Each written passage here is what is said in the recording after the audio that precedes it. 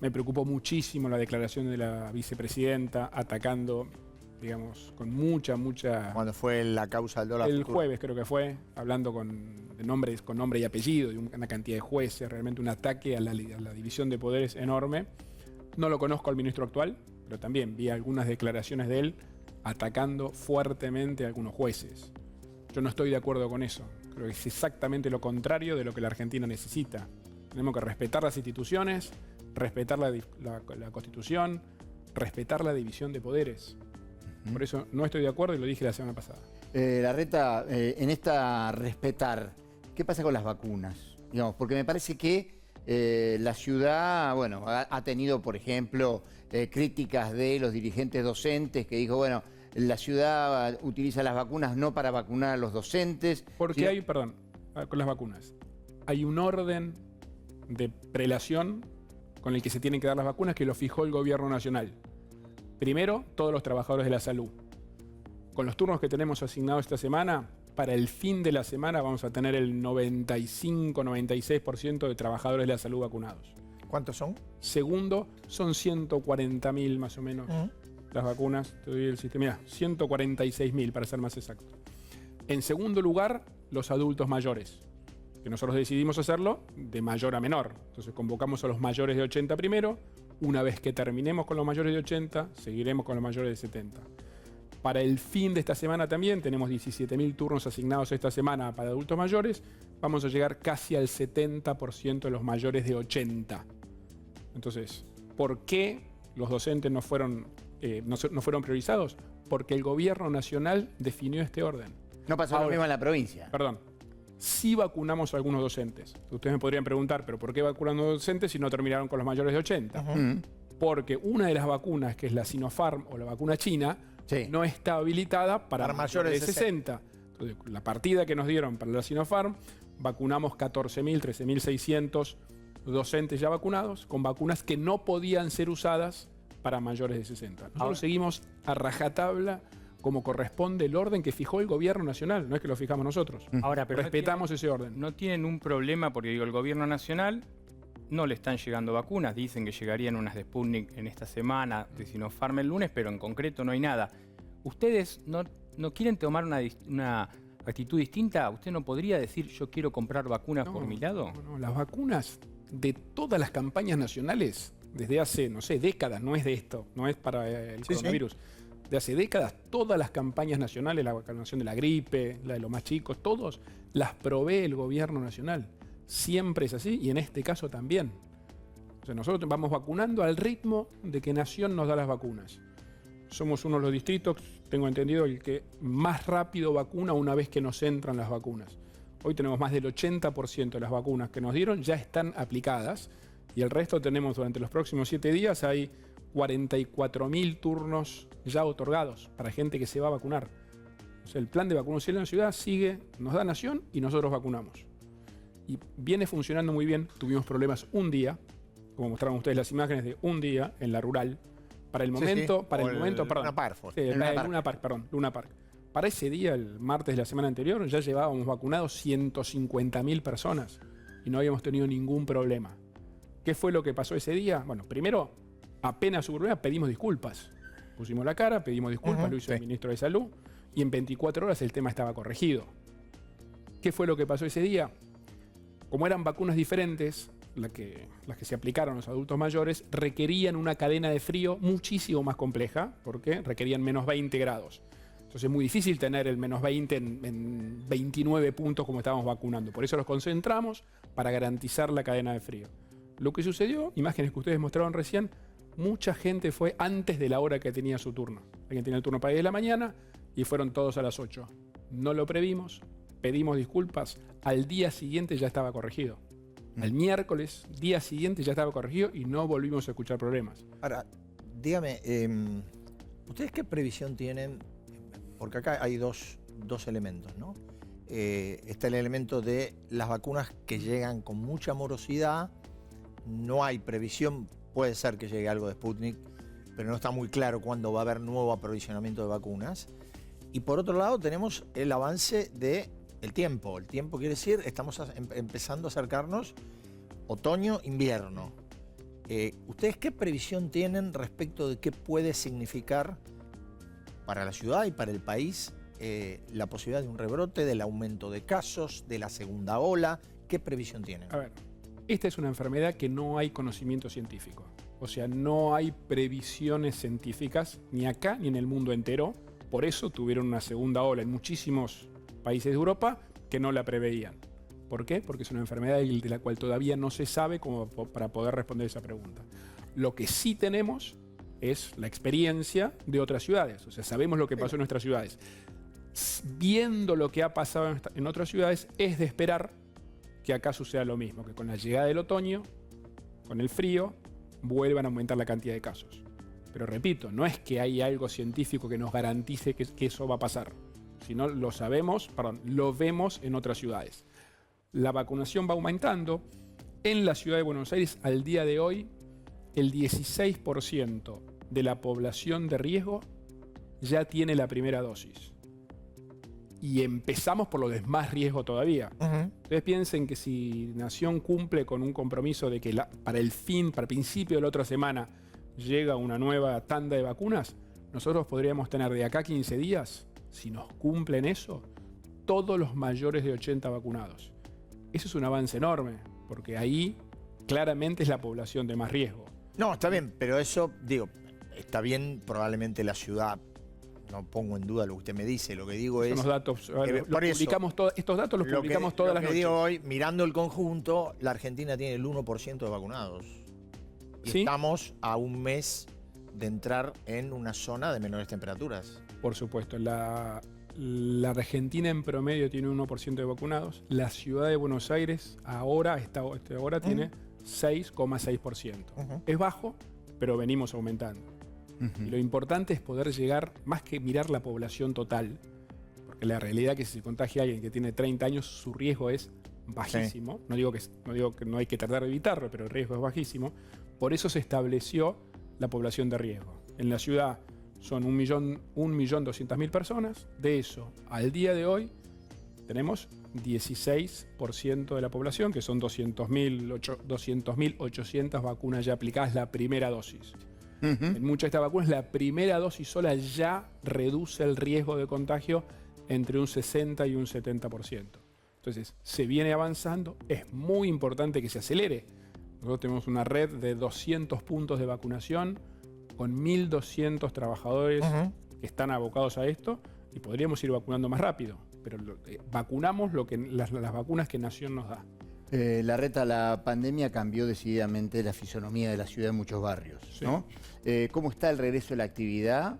Y bueno, y estos barrios que, caso típico es el microcentro, ¿no? Donde uno va al microcentro y se encuentra con una ciudad vacía. Sí, como pasa en todos los microcentros del mundo, porque lo que está pasando es que en los lugares de alta concentración de edificios de oficinas, con el famoso teletrabajo, hay muchísima menos gente que va a trabajar. Por lo tanto, hay menos gente en el bar de la esquina, en el comercio de la otra cuadra.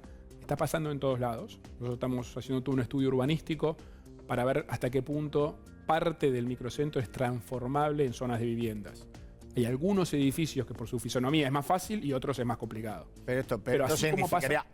a ver, permítame, a lo mejor me equivoco. Sí. Esto significaría que ustedes están previendo que de eso no se retorna. Es que hay cambios de costumbre que se dan en el mundo de los cuales no hay vuelta atrás. No es que porque se acabe la pandemia van a volver. Mucho del teletrabajo vino para quedarse. Ahora, así como pasa esto en el microcentro, que tenés un problema, tenés otras zonas de la ciudad que han florecido muchísimo, sobre todo con toda la movida gastronómica afuera. Vos vas a la Plaza Arenales en Devoto y la verdad que toda la vida que se generó alrededor, con las mesas afuera, la gente en la calle, ha generado movimiento. Incluso en la zona de Palermo, lo que se llama Palermo Hollywood, Palermo Viejo, hay muchísimo movimiento a la noche. O sea, también hay una movida que yo creo que vino para quedarse, que es la gente utilizando y disfrutando mucho más el espacio público. Carreta, uno va a las plazas en la ciudad, la cantidad de gente haciendo ejercicio físico. Sí, pero cuando llega el frío eso baja, ¿eh? Sí, pero esta es una ciudad comparado con muchas ciudades de Europa donde se puede estar afuera casi 12 meses por año. Entonces, en eso tenemos una ventaja. Y de vuelta, es un cambio de costumbre positivo. La gente al aire libre, disfrutando del espacio público. La verdad que hacemos un esfuerzo grande desde la ciudad en el mantenimiento de los espacios verdes, que yo en lo que veo que están mucho mejor. Y hay muchísima gente que lo disfruta. Entonces, por ahí en vez de comer en una mesa adentro, en un bar, pones la mesa afuera. La gente en la calle tiene otro beneficio que además de disfrutar todo el medio ambiente, da más seguridad cuanto más gente hay en la calle. Con lo cual es cierto que en algunos barrios, sobre todo en el microcentro, está muy deprimido y yo creo que vino para quedárselo del teletrabajo. También es cierto que en otros barrios tenés como que ha florecido muchísimo Larreta, la movida en la calle, ¿no? Le quiero hacer una pregunta más política. Sí. ¿Cuál es la Yo relación? también, ¿eh? Habíamos dicho que íbamos a hablar Yo también. Cantepri. No, estamos alineados. Dale, dale. Cantepri, Sí. ¿cuál es la relación suya con el gobierno nacional hoy? Estuvo este tema que antes mostrábamos del Luna Park y ese día el PAMI fue muy duro, les dijo, Luana Volnovich criticó a Quirós y usted el otro día tuvo un encuentro con Alberto en la UBA, frío, respecto del amigo Horacio a hoy, frío. Y incluso está esta cuestión de las vacunas, no sé si está conforme con la cantidad de vacunas que les dan. ¿Cuál es la relación suya con el gobierno de Alberto Fernández hoy? A ver, primero, nosotros en todos los temas de la pandemia, desde el primer minuto, hace un año ya, jamás entramos en una discusión política. No le respondimos ni a la directora del PAMI, ni a ninguno de los que nos han acusado, vi imágenes de Recalde ahí. Jamás entramos ni vamos a entrar en discusiones políticas. Estamos convencidos que nuestra responsabilidad es cuidar a la gente. Ya la gente tiene mucha angustia con la pandemia como para que los políticos nos estemos peleando. No, ni les contestamos. Bueno, Y seguimos trabajando coordinadamente con el gobierno nacional. Sí es cierto que hay un tema que yo no le doy connotación política, pero que hay una diferencia de criterio técnico, y eso sucede y nos ha sucedido a lo largo de estos meses, donde el gobierno nacional distribuye las vacunas en función de la proporción de población de cada distrito. ¿No? La ciudad tiene casi el 8% de población, 8% de las vacunas.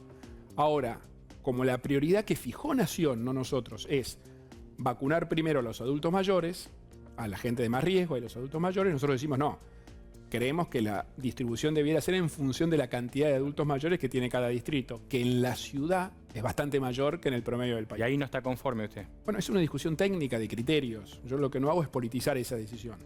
Sí, no estamos de acuerdo con ese criterio, lo planteamos, lo planteó Fernán Quirós con la ministra, se está discutiendo en el Consejo Federal de Ministros de Salud. Creemos que hay otro criterio que es mejor. Sí. Pero eso es una discusión técnica en la cual no la politizamos ni le contestamos a ninguno de estos comentarios políticos que ellos han hecho. Ahora, perdón. Y respecto de ahí justo tenés la foto atrás. Sí. Lo saludé al presidente amablemente.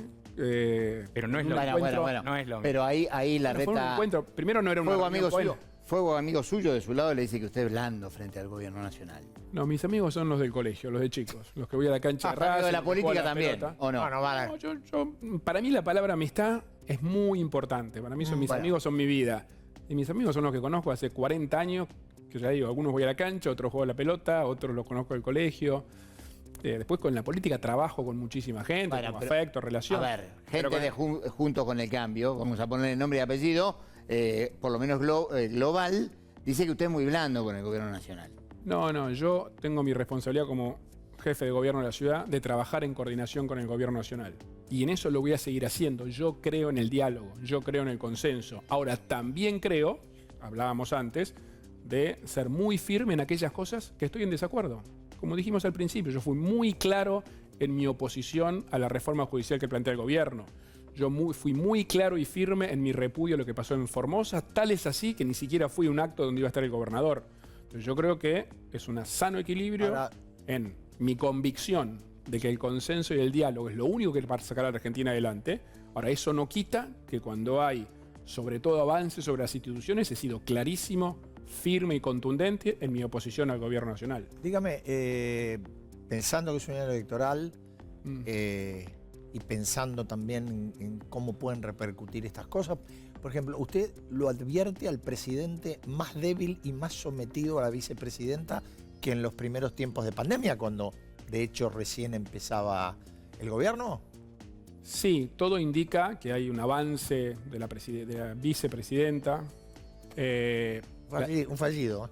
Un fallido. Las declaraciones de ella el otro día fueron realmente muy graves para la Argentina, para la división de poderes, para el respeto a las instituciones. Yo no estoy nada de acuerdo con eso.